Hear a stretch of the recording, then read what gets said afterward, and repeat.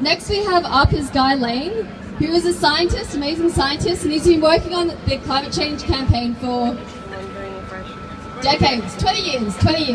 So listen to his wisdom. Yeah, come on.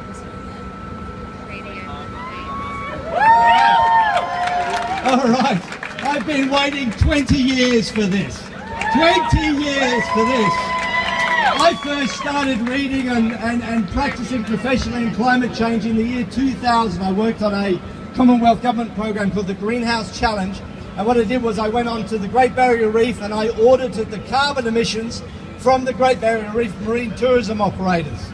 Okay, on average around about 2,000 tonnes per annum, but don't let the truth stand in the way of a good story, right? So for 20 years I've been observing government inaction on climate change. I've observed this awful relationship between the biggest companies in the world, the fossil fuel industry, and our elected officials who are supposed to be acting on behalf of the public, where in fact they act on behalf of the corporations! I'm standing here on a boat, it's 5 metres above the river level, where the sea level is going to be in 30 fucking years! And I'm looking at a building across the road there, where the most awful decisions made in this state are made by elected officials who are supposed to be looking after the interests of the public!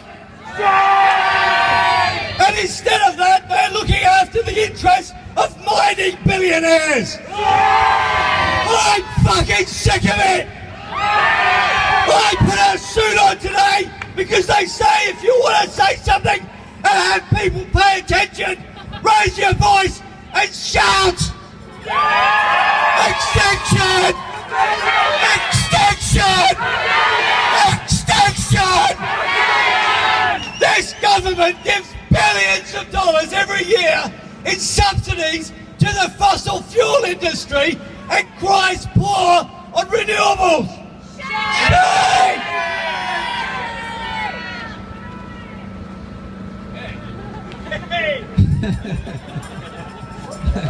I'm just getting started. Let's hope my voice holds out, huh? Okay, so I'm going to show you a graph, right? I don't want the science to get in the way of a good story, but if you don't know this graph, you've got to know this graph. Who knows the name of this graph? The Keeling curve. Okay, I'm going to explain it very simply.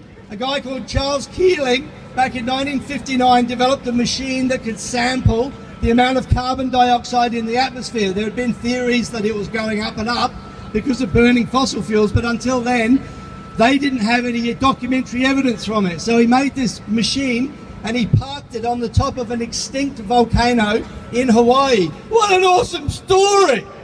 And why did he do that? It's because it got the air that came over the Pacific that hadn't been contaminated by fossil fuels or it had been averaged out. And what you see in this graph down the bottom here, so it's got the number 310.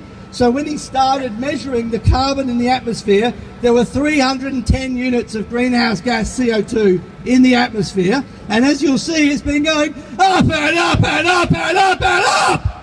And it is still going up and up and up! Despite the fact that in 1982, Exxon Oil Corporation confirmed that if they continued to burn fossil fuels, it was going to lead to the destruction of nature. And what did the corporations do about that? And what did the governments do about that? They said, fuck you humans, we're in it for the money. And it goes up and it goes up and it goes up and it goes up and it goes up and it goes up and it passes these thresholds. And one of those thresholds is 350 parts per million, which the scientists tell us is the maximum safe amount of carbon in the atmosphere. Now let me just refer to my graph here for a moment. 350 parts per million. Oh, that was around about 1985. Around about the time that they discovered that we were going to destroy the planet if we kept burning fossil fuels, we actually went past the safe threshold. And what did the governments do about that? So here we are today, and if you actually go onto the website, just Google Keeling curve, you'll find it. You'll find that we are now at 400 and 15 parts per million CO2 in the atmosphere. And if we've got to stop this, folks, we've got to stop it. We've got to stop it.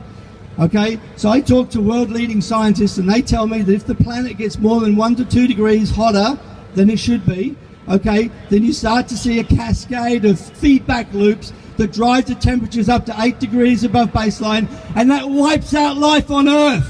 It's a rerun of the Permian extinction. That's what climate change is. It's not about strawberries growing late. It's about the extinction of life on Earth. And that's why we need a rebellion. Extinction! Extinction! Extinction! Extinction!